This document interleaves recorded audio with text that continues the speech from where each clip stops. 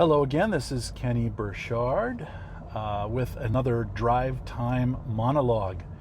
If you want to learn more about me, you can head to my website, kennyburchard.com. Lots of information there and a way to contact me if you'd like.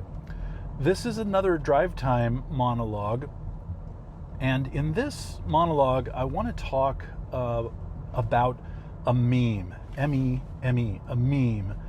And there are a couple of ways that word is used. One, of course, is those pictures with text that you see all over social media. You know, the most interesting man in the world, or Ermagerd memes, or, you know, all these memes that go out, Willy Wonka memes, and I don't know, so many memes. It's, pictures with text. But a meme, in the second way that it's used, if you look for the definition of a meme in the Merriam-Webster dictionary, it's an idea, a behavior, a style, or a usage that spreads from person to person within a culture. And so I want to use that definition and specifically talk about a subculture, or an idea that spreads around a subculture of people who are ex-Catholics who have become anti-Catholics. And the meme is a spoken meme that shows up in conversations, but it also shows up on social media in the form of posts or engagement in threads of discussions of Catholicism, where ex-Catholics who have become anti-Catholics chime in and answer and participate in these dialogues. And this meme, this idea, or this behavior, or this style, or this terminological usage or phrases that I see spreading from person to person, especially in my own conversations with people and interactions online, is something like this. Well, as someone who was born a Catholic, and I was, baptized as a baby as a Catholic, and, as someone who went to Catholic school when I was a child, and someone who has been through confirmation and my first communion, let me tell you what's really going on with the Catholic Church. And that's the meme.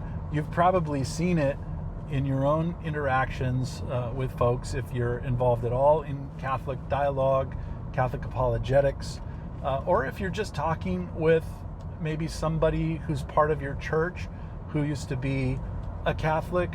I heard it regularly from one of the pastors that I worked for when I was an associate pastor as a young man. Often in his sermons, he would say something about Catholicism, and he would always preface his critique of Catholicism with this meme.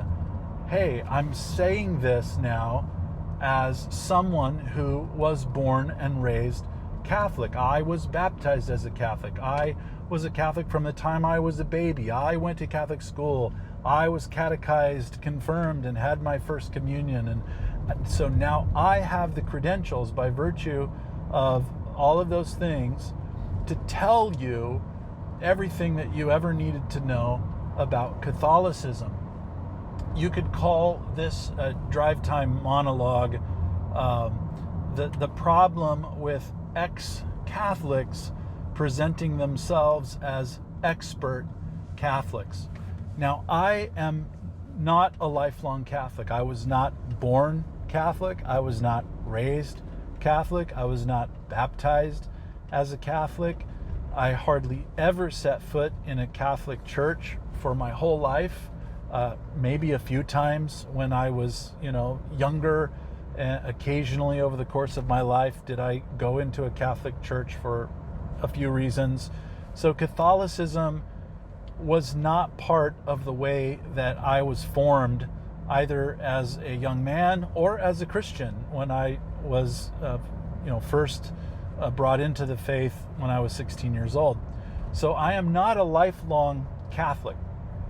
I've been a Catholic since 2019, since April of 2019. And one of the things that started happening to me regularly when I began to announce publicly that I was going to become Catholic is that the Catholic meme that I just shared with you would come flying at me from lots and lots of people. Pastors who were part of the denomination that I was part of would email me or write to me or text me on social media. People who were members of congregations that I served, either as an associate pastor or a senior pastor, would contact me personally to share this meme with me from their own life. Even the pastor that I told you about, who I was on staff with as an associate pastor, emailed me when he found out that I was going to become Catholic and shared the meme with me before he shared his criticisms of Catholicism when he found out that I was going to become a Catholic. Hey, Kenny, remember, I just want to email you as someone who was born into a Catholic family, who was baptized as a baby, who went to Catholic school, who was confirmed and had my first communion, etc., etc. All of this preamble, all of this preface, these sort of credentialing statements affirming their credentials as experts at Catholicism by virtue of their childhood experiences with Catholicism, or even their young adult experiences with Catholicism. And these things were shared with me as reasons why these friends of mine, these acquaintances of mine, and even some family members of mine should have been taken to be experts at what Catholics believe and how Catholics do things and what's really going on inside the world of Catholicism. And you can take it from me. And I yesterday was scrolling through some interactions on social media, on a friend's social media, and saw this meme went up very quickly when he mentioned something regarding Catholicism, and an ex-Catholic jumped in as an expert Catholic and shared the meme. Before I say anything, I just want everyone here to know that I was born Catholic, I was baptized as a Catholic, I went to catechism and Catholic school, the whole meme, the whole resume, the whole CV, of Catholic street cred as an expert was rolled out, and then followed by a litany, a diatribe of anti-Catholic perspectives. And so it just got me thinking, how many times have I heard this meme in which ex-Catholics put themselves forward as experts about all things Catholic, experts at Catholicism. And so my question now, as a convert to the Catholic faith, and as someone who spends a lot of time now in my work and in my personal relationships, and even just in my congregational engagement with my Catholic faith, talking to people about the Catholic faith, my question is, should anyone listen to what follows that meme of I was born Catholic and now I'm an ex-Catholic? Should anyone listen to that person as a substantive, authoritative expert speaking from a position of expertise about the truth of Catholicism? Or should we rather see what follows after the meme is shared as a person's subjective experiences and perspectives? Now, let me, before I try to answer that question, say a few things that I think many of these folks have in common. And this is my perspective based on my interactions with these folks. So again, this isn't scientific. I'm not putting myself forward as an expert regarding ex-Catholics. I'm saying here's what many of them who have approached me have in common. Many of them are like my friend Brandon. Brandon is a real person. They are like my friend Brandon, whose wedding I performed as a pastor back in the mid-90s. He was the son of a single woman in our church who raised her children in this church, and when he wasn't going to the church, and he didn't consider himself a Christian by the time he got married. He just asked for the church's help in doing his marriage. And when I asked him, well, why aren't you part of the church, Brandon? Like your mom comes here and you were raised in this church. Why don't you come to this church anymore? So during our marriage counseling appointment, he smiled at me and he said, I've seen how the sausage is made at this church, and I know you really like it and you think it's great, but you, like most of the people who go to this church, are under a delusion. You're under a delusion because I've seen the worst things ever in my life as a result of my personal experiences in this church. Now, this is not a Catholic church. This was a non-Catholic charismatic church. Brandon was raised in this church by a very, devout mother. He himself walked away from the faith of his childhood, or at least the faith that his mother tried to impart to him in his childhood. And by the time he showed up for marriage counseling, he explained to me that he could tell me all of the bad things about the church. So I asked him to do it. I said, tell me about the things that you've experienced in this church. Brandon, I want to hear. And he told me about his childhood in the church, growing up in the church, not having a father, and that a man in the church who was an authority figure, one of the elders and directors of the school, targeted these fatherless young men in the church.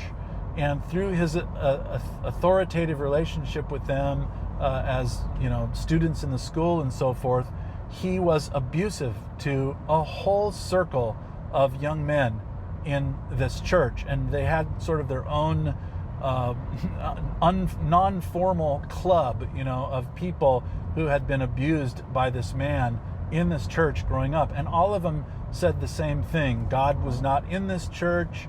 They didn't see why anyone would ever want to go to this church. It was a place of spiritual abuse, of spiritual harm to them. The people that were experiencing good things in this church were deluded.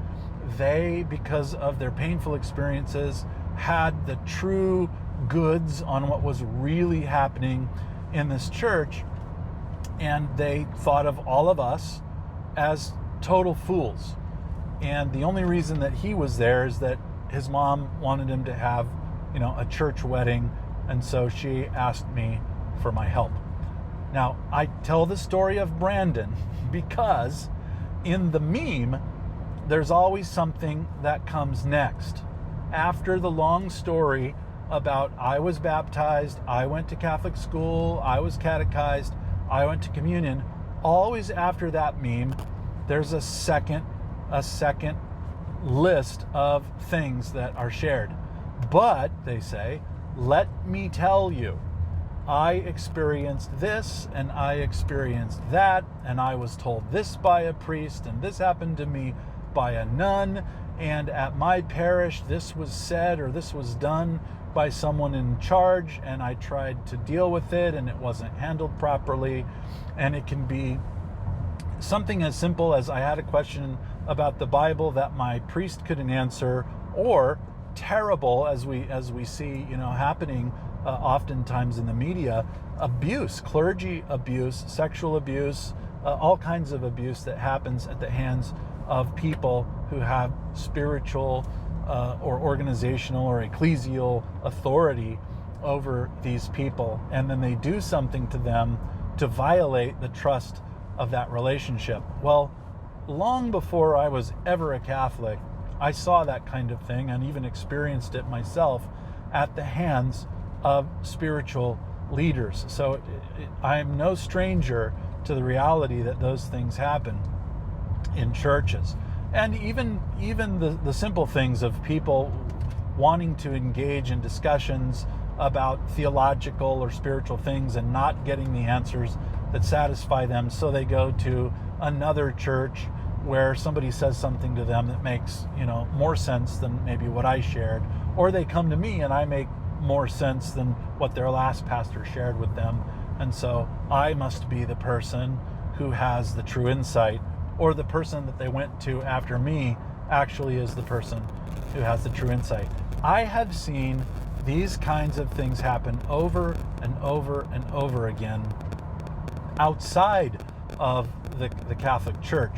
And so when Catholics come up to me or email me or message me or comment to me with the meme that I talked about, I was baptized Catholic, I went to Catholic school, I was catechized, but let me tell you my experience in the Catholic Church.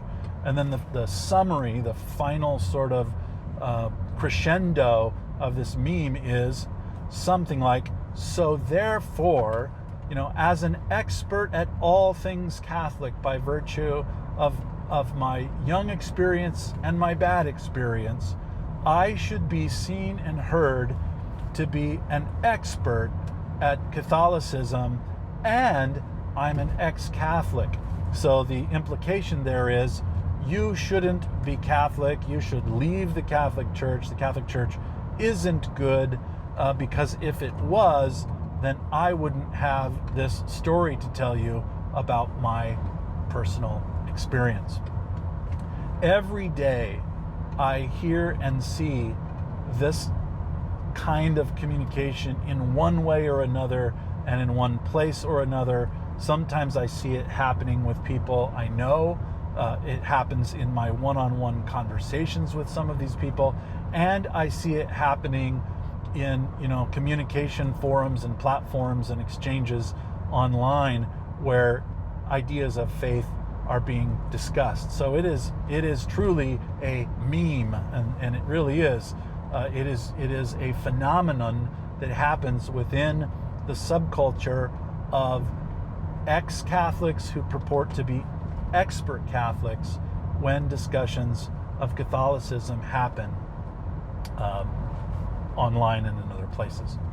And what I have sort of put together in my own mind regarding common traits that many of these ex-Catholics who are speaking as expert Catholics have in common. They don't all have the same markers, but many of them have a collection of these markers, for sure more than one, multiple, a cluster of multiple markers, such as, for instance, family brokenness. They'll have come from a broken family, and which would have been true for Brandon, right, at the church that I was talking about, because he came from a broken family. There were things about him that made him a target for spiritual abuse. Disengaged fathers.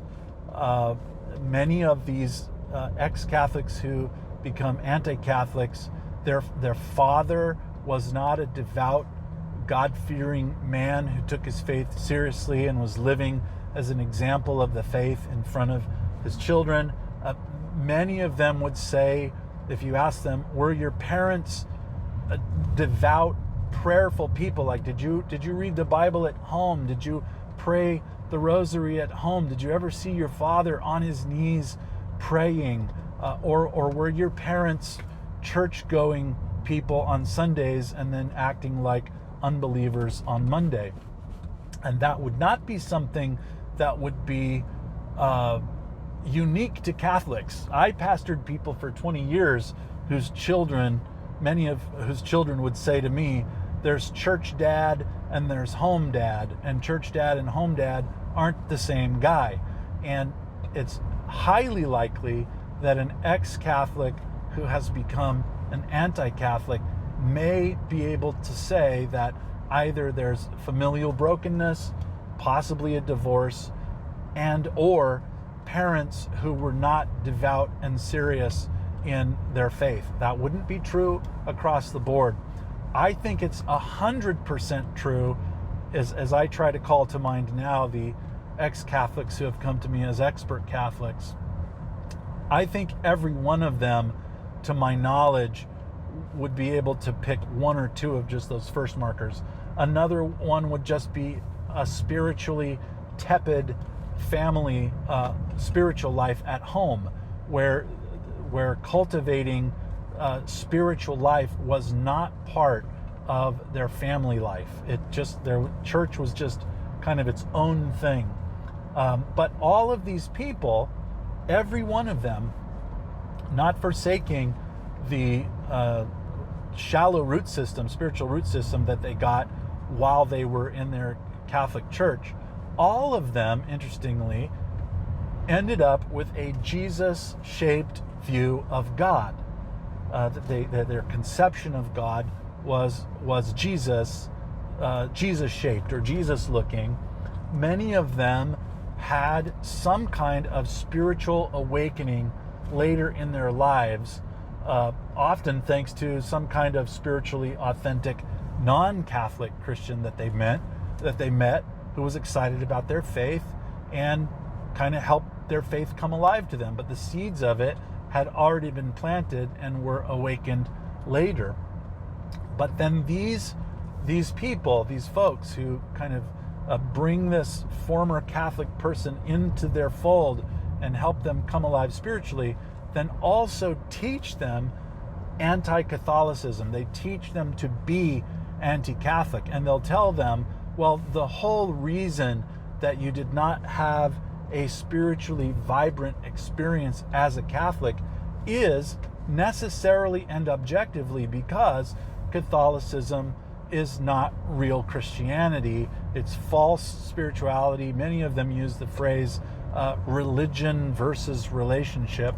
Two pastors that I know speak publicly about their own conversion experiences and their own, spiritual journeys as having left Catholicism, and they say, I left religion for relationship. And so always these groups are saying that their version of Christianity is relationship and Catholicism is religion. And so this adds to the meme that gets built over and over and over again by these groups. So they learn anti-Catholicism, and anti-Catholicism is nurtured and grown and fanned into flame within these groups that they become a part of after they leave their Catholic faith, or the faith of their childhood, or their understanding of Catholicism. Many of them, in my own experience, and I'm trying to think now, I think most of them would say, I left Catholicism when I was somewhere between the ages of 10 and maybe 16 or 18 years old. So during that window of time, from their early adolescence to their late teens, that's when they exited Catholicism, either for nothing or in favor of some other approach to Christianity.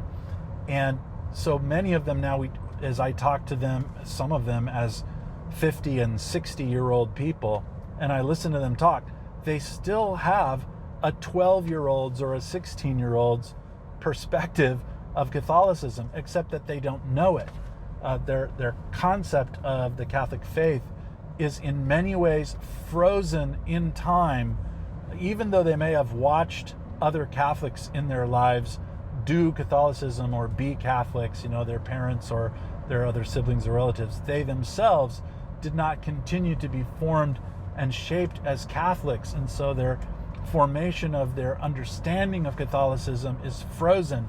It's arrested development at age whatever it was when they left. Now again, there may be people listening to this who'd say, that isn't true for me. I left when I was much older, or something like that. I'm specifically talking about the folks who say, I was raised Catholic, and then when I was a young person, I finally left. Those folks often have a very underdeveloped, I would say, adolescent view of Catholicism that they've held and that they interpret to be Catholicism. And that's what they're critiquing. They're critiquing their own perspective, their own underdeveloped adolescent teenage version of Catholicism that has been slathered down and soaked in the anti-Catholicism that they have learned from their non-Catholic Christian friends. And then it's sort of fed back to non-Catholics who are talking about Catholicism, or active Catholics who are attempting to be talked out of their Catholic faith by these folks. So this is sort of a, my own anecdotal interaction with this phenomenon and this meme in my own relationships, something that I see regularly over and over and over again. I'm not saying that it's scientific or that this is the way it is with everyone.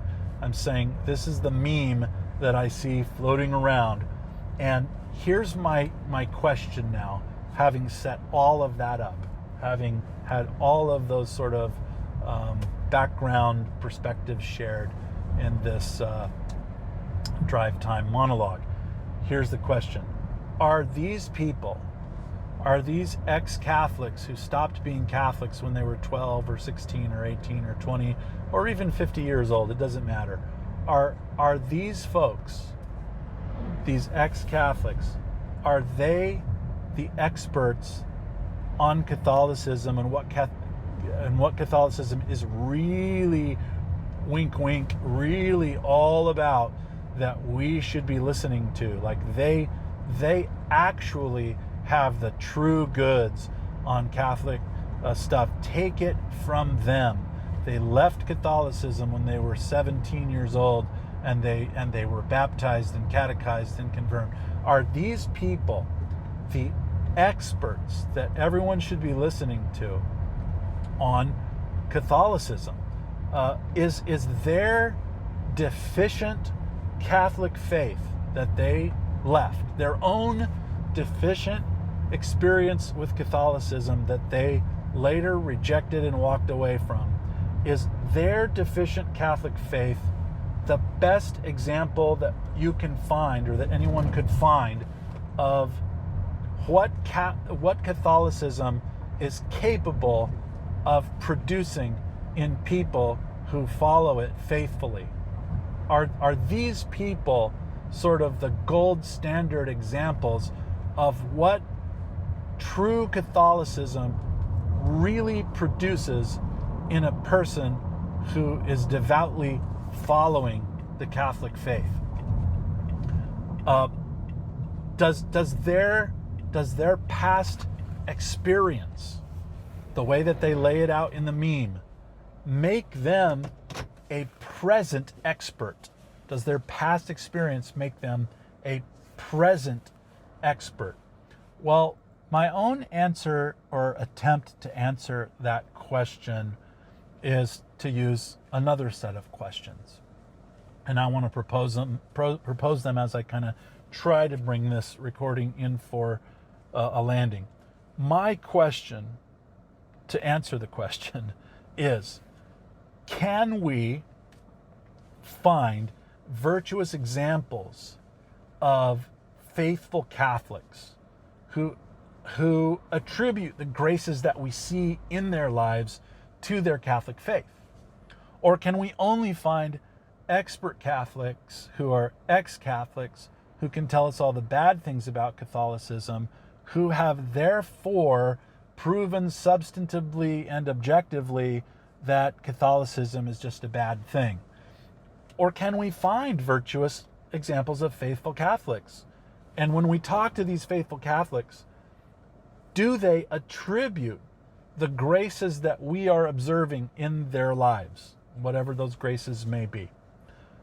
Do they attribute those graces that we can observe in their lives to their Catholic faith? Is it possible to find good, godly, devout, grace-filled Catholics whose story is that even in the face of difficulties that they experienced in their lives as Catholics, they remained devoutly committed to their Catholic faith, and that has made all the difference for them. Are there examples of faithful followers of Jesus who, on coming to learn about true Catholicism from outside of the Catholic approach to Christianity, or to Catholic Christianity, who converted to the Catholic faith after having done their homework? In other words, does everyone who investigates Catholicism land in the place where the ex-Catholic, expert Catholics want to lead them? Or do we have to, or do we find examples of Jesus following people who did their own investigation and their own homework and their own interaction with Catholicism, who came up with different conclusions, even to the point where they said, you know what? I need to become a Catholic. I need to join the Catholic Church. Can we find examples of people who have made those moves? Are there, another question, are there examples in history that we can find, concrete examples in history of lifelong faithful Catholics who would be considered by anyone who's being honest to be a spiritual giant, a model of virtue and godliness, a hero of faith, a champion of the gospel and of justice in their spheres of influence? Can we find any people like that in history? And those people, if we walked up to them and said, why are you the way that you are? Anyone who watched The Office knows that quote right there. But why are you the way that you are? Their answer would be, it's because I am a Catholic. Can we find anybody who would draw connections between those points with us, the things we see in their life and their Catholic faith? Can we find anybody like that in history? And if the answer to all those questions is yes, the question, can we find virtuous examples of faithful Catholics who remain faithful their whole lives despite difficulty? Can we find examples of Jesus followers in other traditions who, on doing their homework, decided that they needed to become Catholics? And can we find in history examples of truly spiritual giants of the faith who would say that it is because of their Catholic faith that they are the way they are? If we can find people like that, Catholics like that, wouldn't it be better to see as experts into what Catholicism really is, not ex-Catholics, those who left their Catholic faith after their own bad experiences, and some of them have had terrible experiences, trust me.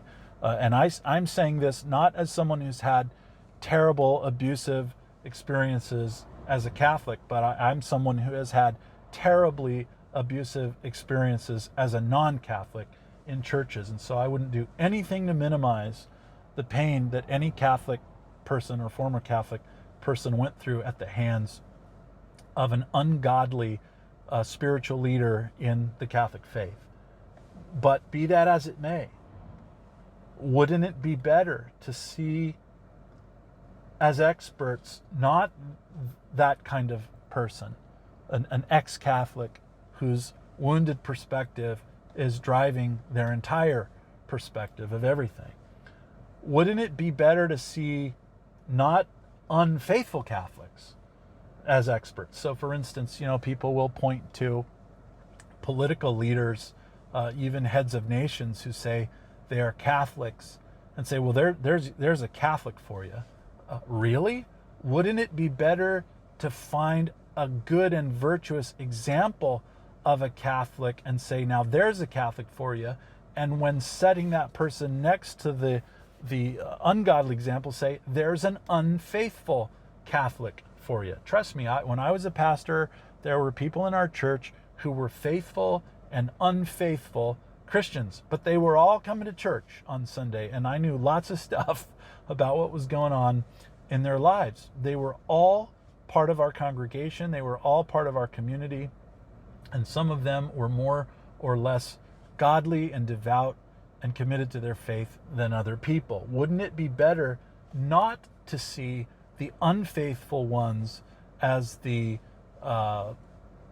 let's say the standard examples where the bar is set on what Catholicism is capable of producing in a person's life? Wouldn't it rather be better to see people whose lives are shaped, who become what the Catholic faith is capable of producing in its most virtuous sense, rather than those who, for instance, go through and live out their lives in rebellion against the teaching of the Catholic Church, and really just prove themselves to be unfaithful Catholics? Wouldn't it be better, if you're looking for an expert at what Catholicism is capable of producing in someone's life at its best, to look instead for someone whose life bears out the fruit of what the Catholic Church teaches, and what happens when a person follows that teaching faithfully and licitly or obediently, when it is faithfully followed? And I want to propose, and I'm coming in for a really quick landing here, I want to propose that it's possible to find lots and lots and lots of people in history and in every strand of life and culture and time where there are the faithfulness where there's the faithfulness to the Catholic faith being lived out in this person's life in one way or another, that's shaping them, and that the Catholic faith that they are living is actually exemplary and worthy of thought, worthy of consideration, worthy of taking a second look at the claims that the Catholic Church is making. So, to give you a few examples as I wrap up here, think of people in the realm of scholars, of theologians, of philosophers, preachers, authors. Think of people like John Henry Newman, the Anglican priest and bishop who, in the Oxford movement in England, upon taking a deep dive into the history of the Church, left Anglicanism and became a Catholic, and is a colossal intellect of a man, and became one of the great thinkers in the last couple of centuries of Christianity. And wouldn't it be better to look to a person like John Henry Newman for how to think about Catholicism?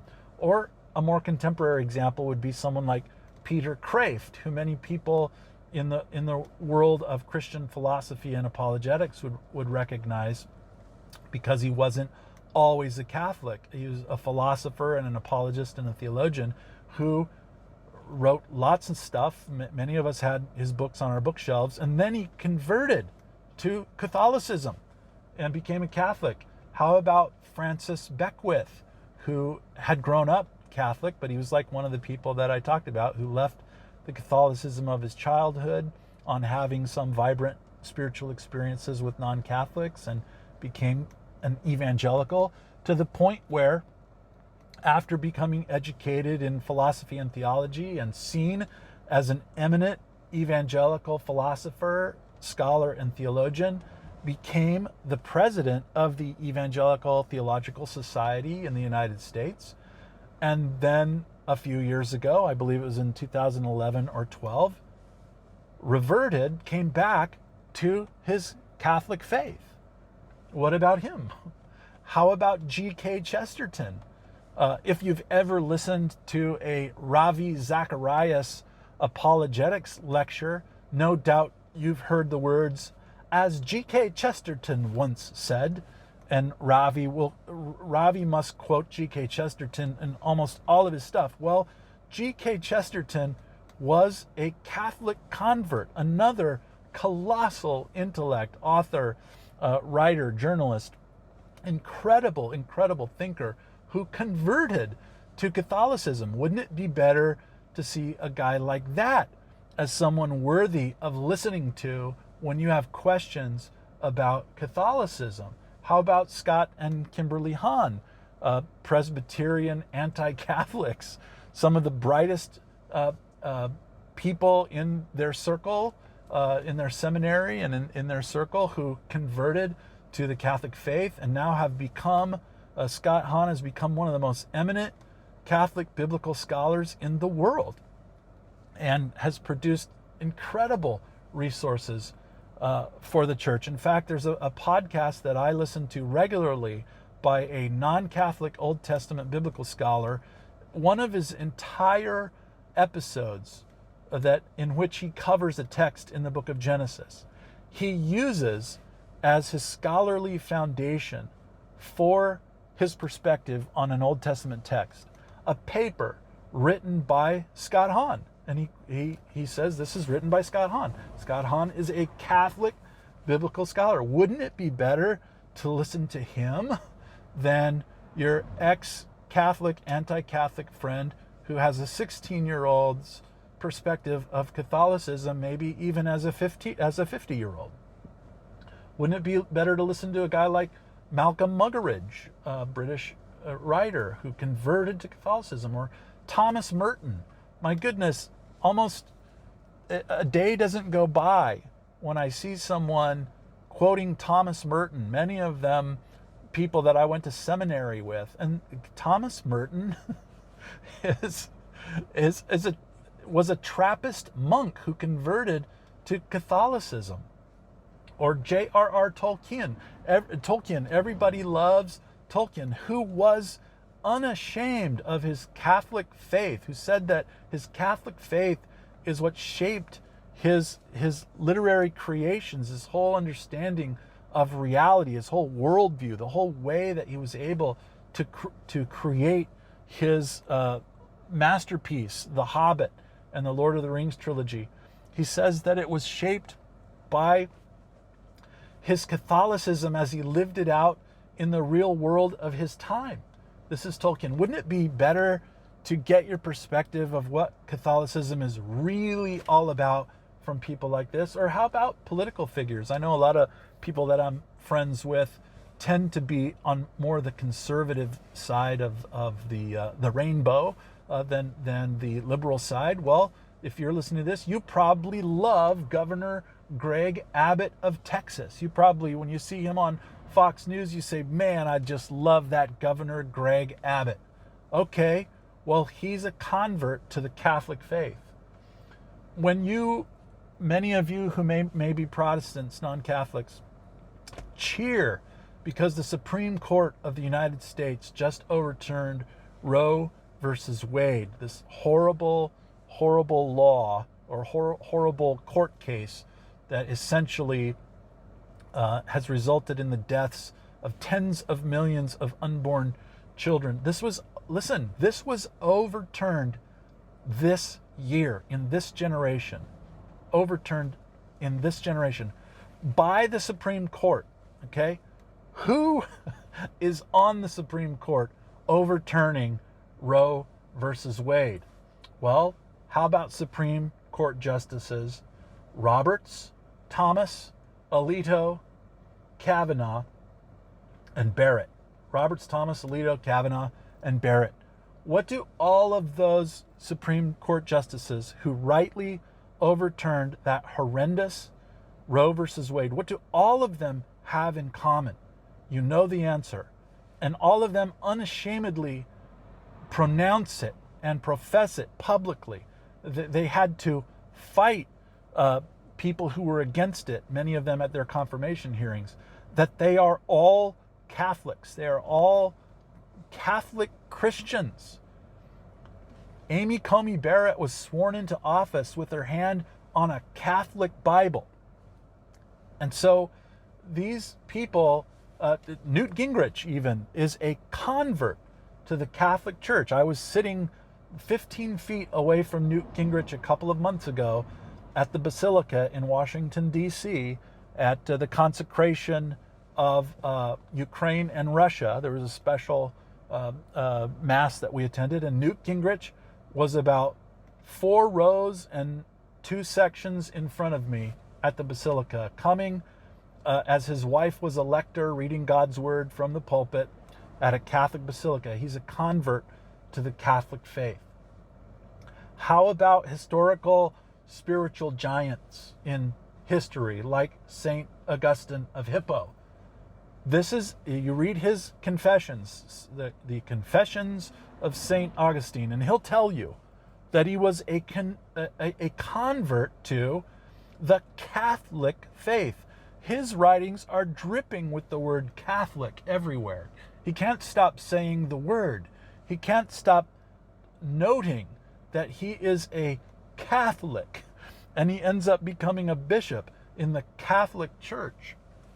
And his writings are written from a Catholic perspective. The most popular Christian book ever written after the Bible, okay? Bible is number 1. The best seller in all of church history of Christian books that have been published in the world, the book that comes right after the Bible is a book by a Dutch ecclesiastic by the name of Thomas à Kempis, and the book is called The Imitation of Christ. You probably have a copy of it, or someone in your family has a copy of The Imitation of Christ somewhere in your home, or you know someone who has it. It is the best-selling Christian book after the Bible of all time. It's written by a Catholic ecclesiastic by the name of Thomas à Kempis. He's Dutch. He was born in 1380. Now think of this. And he wrote the book in 1418, right? Which is about 100 years before Martin Luther over in Germany marches up the steps of the Wittenberg Chapel and nails his 95 Thesis to the door of the Wittenberg Chapel.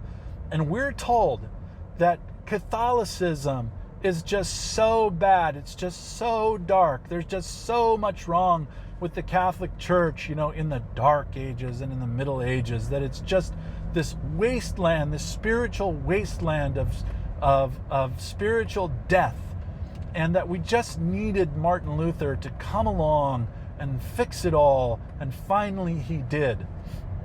Well, how does that account for someone like Thomas à Kempis in Holland, in the Holy Roman Empire, writing something as profoundly penetrating and spiritually stirring in all of this dead Catholicism that's supposedly pervasive in the world? How does that charge that that's what the Catholic Church really, really was everywhere? How does that account for someone like Thomas à Kempis writing The Imitation of Christ? I mean, we're told that Catholics aren't even supposed to know who Jesus really is, that they're not even really Christians. And yet you have these spiritual giants. Let me do one that's really near to all of us, that's contemporaneous to most of us who are my age and just a little bit younger, and that would be Mother Teresa of Calcutta.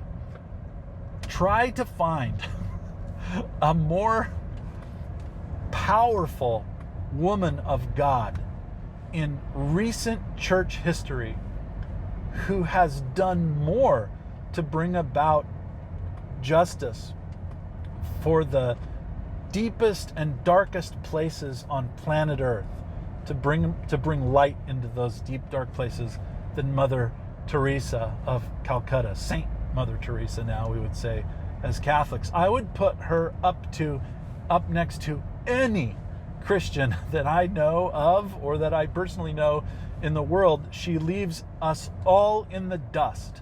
And if you ask Mother Teresa, why are you the way that you are?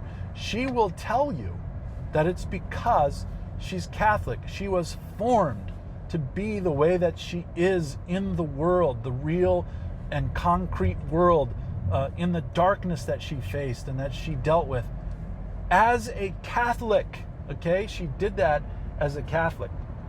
If you're more of an artist, you like the actors and the musicians, and those are compelling. How about Andrea Bocelli, a convert to the Catholic Church, the blind opera singer? If you're quite a lot older than me, then Gary Cooper, a convert to the Catholic Church. Tim Conway, who I watched as a child on the Carol Burnett show. At some point in his life, the spiritual hunger led him to convert to the Catholic Church. We just saw the same thing happen to an actor, Shia LaBeouf, I believe his name is. And we'll see if his commitment sticks, but his journey has led him right into the Catholic Church. James Earl Jones, the voice of Darth Vader, became a Catholic later in his life, converted to the Catholic Church. John Michael Talbot, who in the Jesus movement in the early days of Jesus rock and roll, was led by the Holy Spirit to become a Catholic and has become one of the most prolific Christian songwriters and musicians in the history of contemporary Christian music. And he's a Catholic. He's a devout celibate. No, I don't know if he's celibate anymore. I think he may have gotten married. But he's a devout Catholic, a Catholic man. I think about Dion DiMucci. You remember from the 50s, he sang the song The Wanderer. I'm a wanderer, I get around, that guy. Dion converted to the Catholic Church. Even John Wayne, for the manly men out there, John Wayne converted to Catholicism. He converted to Catholicism. Back to my right-leaning conservative friends who like Fox News. How about Laura Ingraham and Kirsten Powers? These are both powerful women in conservative media, and both of them converted to the Catholic Church. So next time you're watching Laura Ingraham on Fox News, or you're watching Kirsten Powers on Fox News, you are watching a woman devoted to Jesus in the Catholic faith. These are not people who, these are not people who listened to ex-Catholics as expert Catholics. For some reason, the people that they listened to told them a different story and painted a different picture, which they are now living out in front of all of our eyes.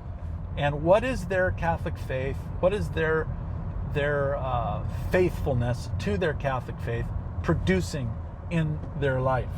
If you like activists, you might know of Lila Rose. She's one of the most visible pro-life activists in the United States. She is a faithful Catholic. In fact, in the pro-life movement, it's difficult to find anyone as visible and as impactful as the Catholic women who are involved in the pro-life movement. And all of them will tell you that it's because of their Catholic faith. And on and on and on I could go.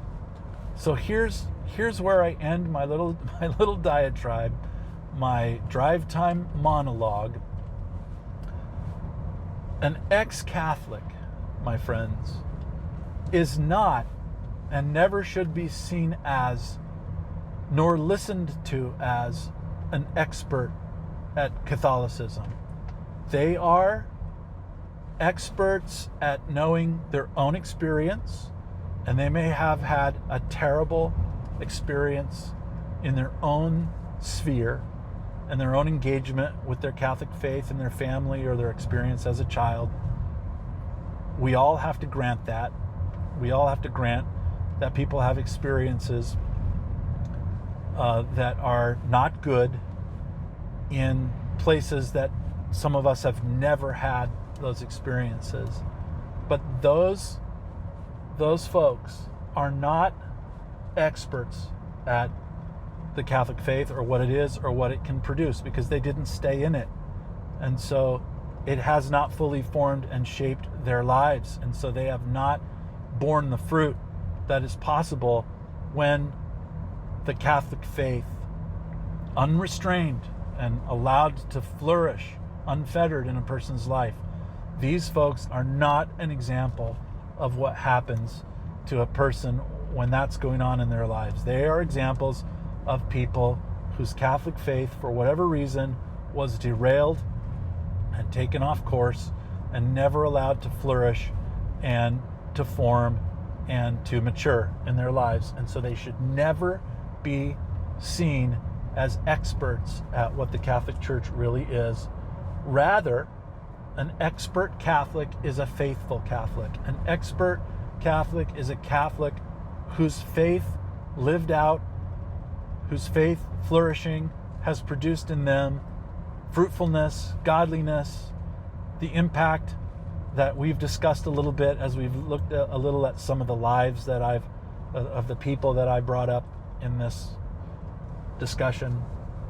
A faithful Catholic, as we can see all through history, becomes a world-changing emissary of Jesus and his gospel.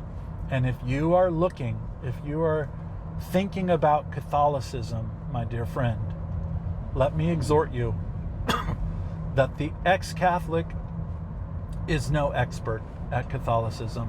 They have probably become an expert at talking like ex-Catholics, but that's it. Listen to those whose lives have been fully shaped and fully formed by the incredible Catholic faith, when that faith is allowed to flourish, and when that faith is allowed to take root, and when that faith is allowed to go the whole life of a person who is shaped by it. All right?